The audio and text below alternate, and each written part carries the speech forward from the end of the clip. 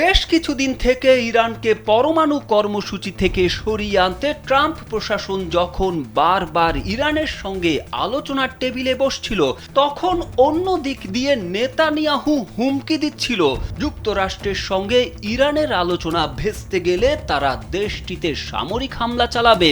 ইরানকে পরমাণু কর্মসূচি থেকে সরিয়ে আনতে দুই দেশের অমন মরিয়া ভাব দেখে তখন অনেকেই বলাবলি করছিল, ইরান কি তবে পরমাণু কর্মসূচিতে পূর্ণ সক্ষমতা অর্জন করে ফেলেছে?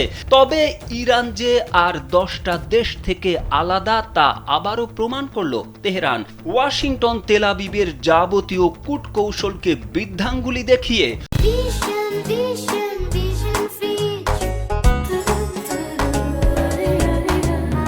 পারমাণবিক প্রযুক্তিতে পূর্ণ সক্ষমতা অর্জনের ঘোষণা দিয়েছে ইরান।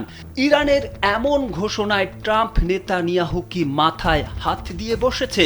কারণ সামরিক বিশেষজ্ঞরা বলছেন ইরানের এমন ঘোষণার পর দেশটিতে যে কোনো সামরিক হামলা করার আগে ইসরায়েলকে অন্তত 10 বার ভাবতে হবে। পারমাণবিক প্রযুক্তিতে পূর্ণ সক্ষমতা অর্জনের এই অগ্রগতিকে কৌশলগত ও ক্ষমতায়নকারী অর্জন হিসেবে উল্লেখ করেছেন দেশটির পরমাণু শক্তি সংস্থার প্রধান মোহাম্মদ এলসামি। বৃহস্পতিবার সংবাদ মাধ্যম মেহের নিউজ এজেন্সির প্রকাশিত এক প্রতিবেদন থেকে এই তথ্য জানা যায়। মোহাম্মদ এলসামি বলেন, ইরান এখন পরমাণু জ্বালানি চক্রে পূর্ণ দক্ষতা অর্জন করেছে, যা পশ্চিমা বিশ্ব বিশেষ করে যুক্তরাষ্ট্র কোনোভাবেই মেনে নিতে পারছে না। এলসামির অভিযোগ, ইরানের পারমাণবিক অগ্রযাত্রা থামাতে পশ্চিমা পরাশক্তিগুলো বহু বছর ধরেই নানা কৌশল নিয়েছে। নিষেধাজ্ঞা, নাশকতা, এমনকি সন্ত্রাসবাদ পর্যন্ত ব্যবহার করেছে তারা, কিন্তু ইরানকে থামাতে পারেনি।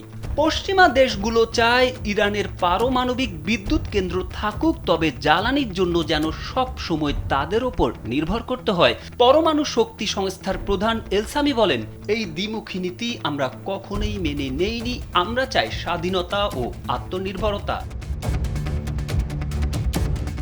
বিশ্লেষকদের মতে ইরানের এই ঘোষণাকে যদি বাস্তবভিত্তিক ধরা হয় তবে এটি একটি বড় কূটনৈতিক এবং প্রযুক্তিগত অর্জন।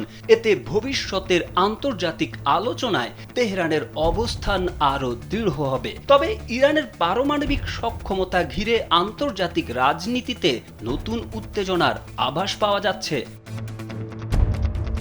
তারেক আহমেদ, কালবেলা।